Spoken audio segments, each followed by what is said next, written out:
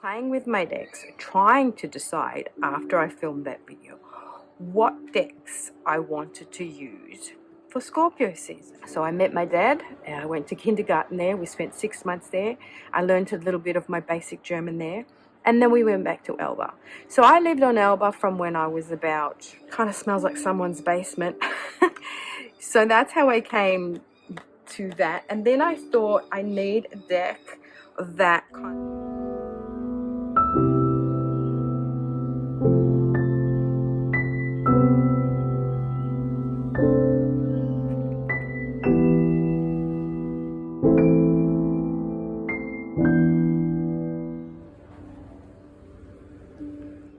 Well, hello everyone, welcome, I'm Katie, and this is the importance of temperance.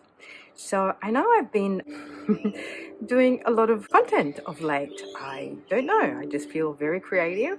I feel like I'm inspired to share things and my thoughts.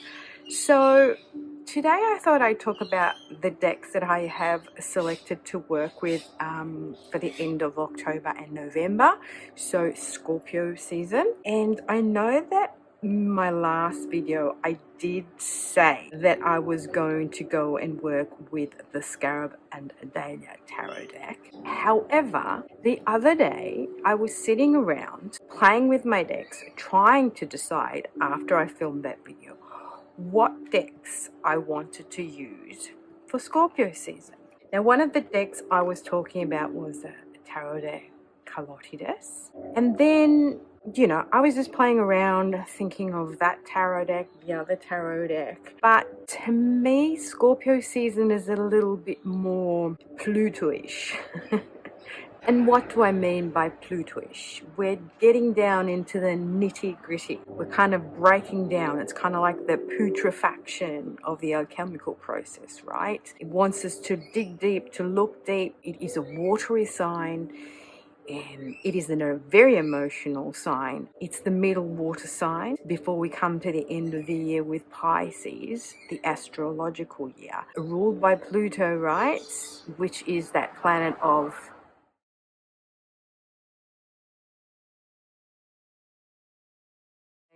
death and resurrection. So it wants us to get in our feels. And I have that vibe that Pluto season is more of a darker deck. And if you watched my last video, you would have heard me discussing the Thoth deck. And to me, the Thoth deck is that deck, right? That is a Pluto deck. Like, it's an alchemical deck for me, right? So to me, you know, it's more of a deep dive deck, getting right down into the truths of the matter. It is a masculine energy deck, whereas a Scorpio is a water sign. It is more of a feminine. But I've always associated Scorpio with fiery water, if that makes sense. So it is kind of, there is a masculine energy to Scorpio. Now, another thing about me is that some of you may know because you may have watched some of my videos, but for those of you who are just passing through and who are new or get to watch this video at some time and never watch another video of mine, oh, and by the way, as we're on that topic, if you feel called to, I would really appreciate you leaving a like or a comment in the section below, just so this content gets out to more people. It's that pesky algorithm. But I digress. So about me, I am Australian, born in Australia. My mum is Australian, my dad is Austrian. They met in Australia. I was conceived, however, when they were traveling overseas and went to Vienna to visit her in-laws, no longer with us, and I never met them. And then we came back to Australia. I was born, my parents got separated before I was even born, and the first time I ever met my dad was when I was 4.5, 5, when we traveled over to Italy.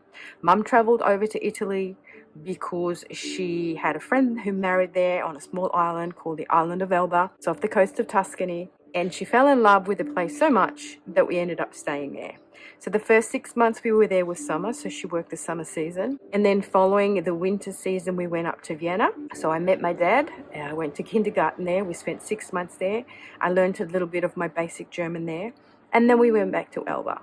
So I lived on Elba from when I was about 5 to when I was 13, turning 13, the year I returned to Australia. I returned to Australia because Mum, they wouldn't renew her visa, and there was all this stuff, and she wasn't sort of in the know about, she could have requested citizenship for me because I had lived there for quite some time, and so on and so forth. Anyway, long story short, I come back to Australia. I'm 13. I find it really hard to integrate and assimilate into this kind of different way of living life. It was really hard for me the first couple of years because I did start in year 8 instead of year 7. So for those of you who do not know, we have primary school and then we have high school. Our high school starts from year 7 and goes to year 12. So I started in year 8, and year 7, that's where all friendships and cliques and groups are formed. So everyone knows kind of each other. I kind of came in year 8, and so that was hard for me because me growing up on a small island, knowing everybody,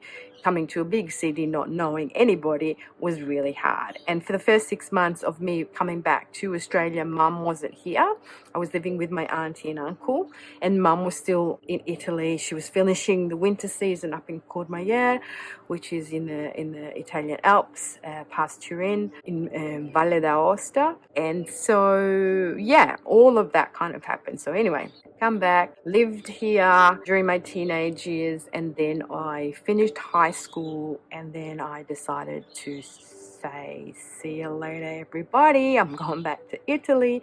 And I took off at the tender age of 19 once I'd finished high school, and I went back to Elba, and I lived there. So I lived there from on and off from 1991 till about 2008. And that's when I officially came back to Australia, and I've been living here ever since.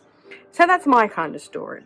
So why am I telling you this? For the simple fact that having lived in the Northern Hemisphere for so long, I kind of am someone who is more on the seasons of the hemisphere than I am on the seasons of the Southern Hemisphere. And in my other video where I talked about decks for the ascent, I talked about joyful deck, sunny deck for spring, and we are now fully into spring. Our spring is September, October, November. Then we go into summer, December, January, February, and then March, April, May is our autumn. However, even if I live here, I get it, but I'm still with my brain.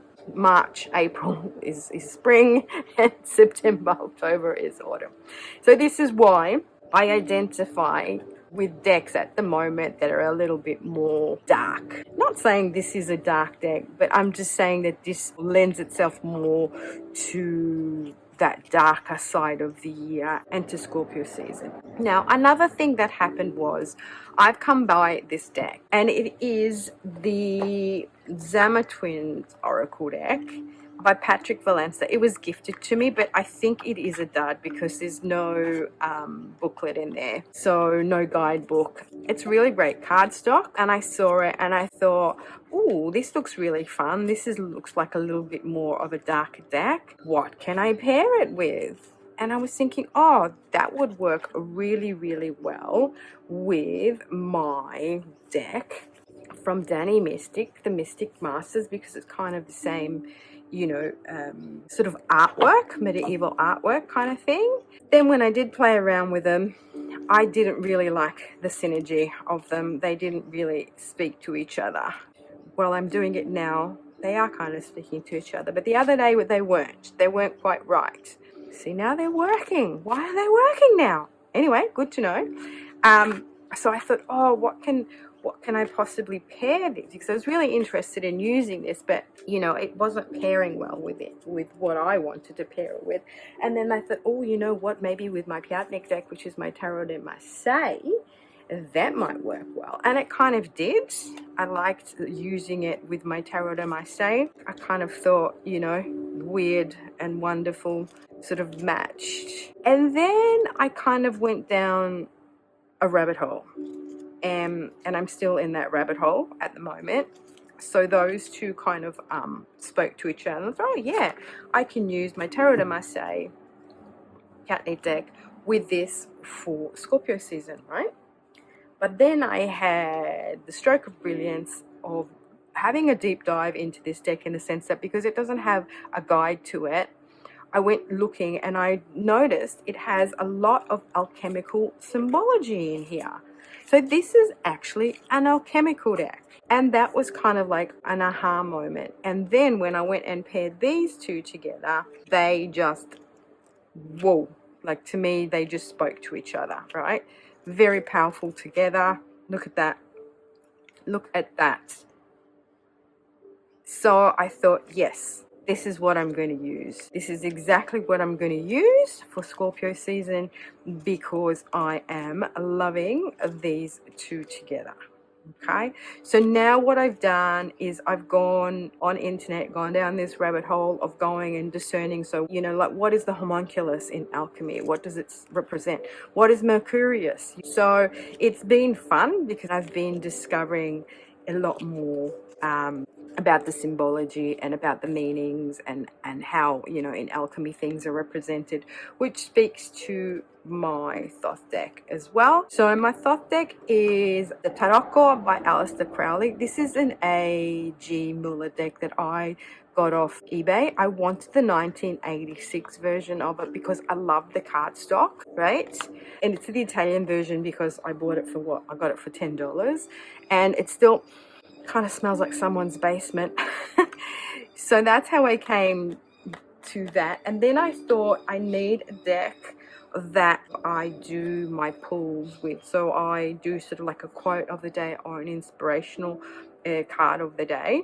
So I thought this would work well, which is my Magical Spell Cards by Lucy Cavendish. So I kind of thought these would all work really well together. And I'm super happy that I kind of like went with this choice because it kind of feels right for this time of the year for me, or where I am at in my practice. And the other day I pulled a few cards and they just like, whoa, absolutely hit me in the solar plexus, so to speak. So I think I'm going to be really enjoying working with this pairing for Scorpio season. I will obviously bring in Tarot de Colorides as well every now and again. I like to sort of bring in different decks. I think this will work all together with these. I really do think that, you know, they will just inject a little bit of freshness and happiness and joy into sometimes some gloominess, which I find, you know, these could possibly be. But the tones in the colors here, they sort of match each other perfectly. So what I also wanted to just mention is that I didn't do the video that I wanted to do about the decks that were on my sacred space for October or for Libra season. So I thought I'd just quickly talk you through those now that we've gone through a lengthy explanation of my life.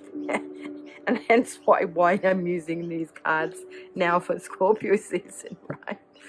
So as everybody knows by now who has watched my previous videos, I've been gushing about this deck, the Scarab and the Danger. Now this deck I was using the end of September and then October, and I was using the Sacred Destiny Oracle by Denise Linn. And then for some reason I pulled out the Mushroom Oracle because I feel like the Mushroom Oracle will work, but this is kind of, I feel it's more like autumn, right?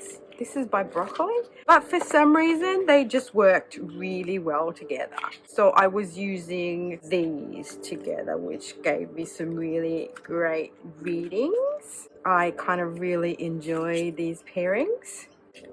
So I was using that, and then I was using my Divine Feather Messenger Tarot. This is cute. It's just got like these feathers and then the message for spring, birds, that kind of thing. And then I was using Notes from the Universe on Love and Connection for my daily pull, like my daily quote or, you know, focused message for the day. So I was using these together, and I really enjoyed that combination. I think also it's the borders, and I mean, yeah, I guess, you know, September, October is autumn, fall, and it reminds me of when I used to go mushrooming when I was living in Italy. So yeah, it's all sort of interconnected, right? Mushrooms, interconnectedness of life. So that's kind of my thoughts on why I have actually selected to go with these decks instead of the ones that I talked about in my previous video. So decks for the Ascent. These just work perfectly. I'm loving them. And today I pulled Confidence. And I feel that we can, let's see, play around with these a bit. If they work. I don't understand why these are all upside down.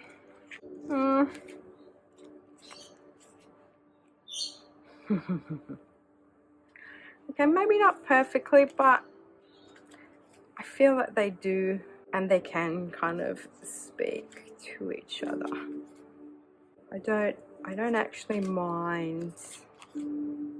Okay, well that's food for thought, isn't it? We will introduce the Tarot de Colorides, or Color Tides as you guys call it. Yeah, there you have it. I thought I'd just pop on quickly and have a chat to you about these choices of mine, why I've chosen them, and giving you a little bit of a history lesson about who I am, where I come from, what's happened in my life, and about interesting explorations of this deck. And I think what I might do is I actually might do a video on what's happening now with my deep dive into this Zama Twin Oracle and discovering that it's actually using alchemical imagery, and it is a very alchemical deck, and that tied with the Thoth deck, which I call my alchemical deck. Yeah, I've just been going down this rabbit hole, writing down all these notes, coming across meanings, because I want to sort of, you know, give meanings to these cards, because I don't really know, not having a guidebook. Celestia is the sky, she is the star of hope. The hag being the crone, the mermaid, mystical kind of creature, but she's sitting here on the shores of the Nile looking at the pyramids, so there must be some sort of alchemical symbology into that one. Layla is the queen of the night. So anyway, yes, very interesting. Looking forward to actually working with this deck. So see, this is also another symbology of the alchemical process. This is more where this is the coming together of the two processes when you start your journey, so to integrate. So it's more before purification stage, that is. This is the fight between the green dragon and the red dragon. The green dragon representing the start of the journey, so like our raw matter, ourselves, our overcoming our passionate selves. You start off green and we start off as raw matter, and then we go through the processes. So we are fighting our passionate side, you know, our sanguine side. This represents the mercurial side, and this represents the masculine side, right? So it's a fight to then come together and unification, because at the end of the day what we're trying to do is get to the middle path. Yeah, so there you have it. Interesting cards. I didn't know that I would like those. I don't own any of Patrick Valence's decks. I know that everybody kind of loves his artwork. I have never really felt attracted to his artwork for real, but I'm really liking the deep dive that I'm doing, like as an alchemical deck. That's me. There was one more thing that I wanted to mention, just gone out of my head right now. Yeah, I was saying I want to do maybe a video on this deep dive and the meanings that I have associated with these cards, to correlate them to the meanings of the alchemical process, which I'm finding very interesting. Oh yes, this is what I want to talk about briefly with you before I go. So with my Thoth, I have been using this beautiful book here, and it's helped me a lot to be able to interpret and understand the Thoth deck and the cards a lot better than just using the Book of Thoth that Aleister Crowley wrote. I find that a little bit harder to understand and to, I mean, I get it, but at the same time, he goes in depth and makes references to all his other works that I haven't read. So I find this a little bit more clear and understandable, and I just love how he does give you the keywords. So the watery aspect of fire, self-knowledge, change, compassion, it gives you a blurb of the imagery and what the imagery means. And what I really love too is here it gives you the indication you have worked on yourself and made progress. It's time to learn how to share this with others. Let your self-realization be expressed in your daily life. Question: how can you share what you have found for yourself with people? Suggestion: meditate on the following statement. Learning is finding out what you already know. Action is showing that you know. Teaching is letting others know that they know it as well as you. Affirmation: I am radiant being filled with light and love. And I love this because it gives you something to sort of break down. You know, it gives you a question, it gives you a suggestion, it gives you an affirmation, it gives you an indication of what you can use and put into practice. So I love that, and this has kind of like helped me a lot with my use of Thoth. This is by Gerd Ziegler.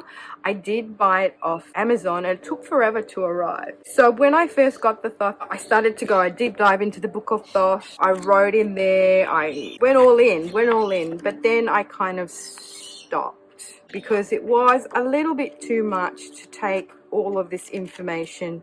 Sorry to those of you who don't write on your books, but you know, there was a lot of information, a lot of associations, and I kind of just went, okay, I'm just going to read the Thoth more like intuitively and how I understand it and interpret it, because it is also a very pippish deck, you know, so that kind of thing. But yeah, so the more I kind of deep dive into alchemy, the more this makes sense to me. This kind of helps a lot with breaking down and giving you a way to use the Thoth in a more friendly kind of way, I guess, what I want to say. I mean, not that it's not friendly. I know a lot of people love this deck to bits, but it can be a little bit confronting, I guess, because of the imagery. It's very stylized and stuff like that. But I saw kind of on the Tarot Tube that everyone's talking about Thothtober. I don't really know what that is, so I'm not understanding if October is the month to do the deep dive on the Thoth. So if that is the case, sorry, I'm a month late to the party here. Please leave in the comment section below what Thothtober is and what it comprises. All right, I think I have rambled on a fair bit. So thank you all for watching, for liking, for subscribing, and until my next one, Talali.